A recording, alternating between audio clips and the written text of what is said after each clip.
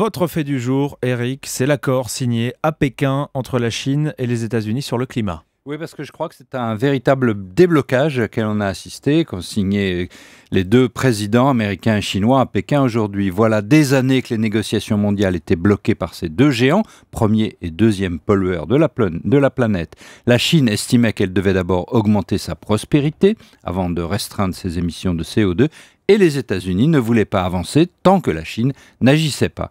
Voilà, sans doute parce que la capitale, Pékin, est très affectée par les pollutions de l'air. La Chine change d'avis. Elle accepte d'abaisser ses émissions d'ici à 2030. Du coup, Washington bouge aussi. Obama a annoncé une baisse de 28% du CO2 émis d'ici à 2025. Et est-ce qu'on peut maintenant espérer que la réunion sur le climat prévue l'an prochain à Paris parvienne enfin à donner une suite au protocole de Kyoto ? Hier, on ne pouvait pas y croire. Je crois qu'aujourd'hui, on peut y croire. Les 200 pays du protocole vont devoir évidemment âprement discuter. L'objectif, je le rappelle, et on le sait, c'est d'essayer de limiter à 2 degrés le réchauffement de la Terre. Pour ça, il faut aller très vite et atteindre un zéro émission en 2070. Concrètement, il faut d'ici là faire un effort massif d'économie. Deuxièmement, une production d'électricité complètement décarbonée. Et troisièmement, l'électrification complète des voitures et des transports. C'est beaucoup, ça reste possible. Enfin, il reste quand même pas mal d'obstacles encore, hein ? Oui, et le principal, c'est les États-Unis. Obama devra faire avaliser cet accord par sa majorité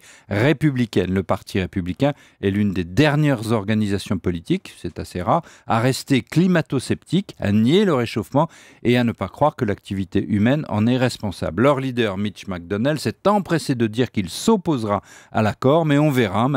William, l'opinion publique américaine est probablement plus inquiète que ses élus. Ce sera, je crois, pour la droite américaine, un enjeu considérablement difficile dans 2 ans pour la présidentielle. Ce soir, soyons positifs, comme dans l'espace, un pas exactement dans l'environnement a été fait. Oui, soyons positifs. L'analyse d'Éric Lebouchet dans le Tout Éco. Merci Eric.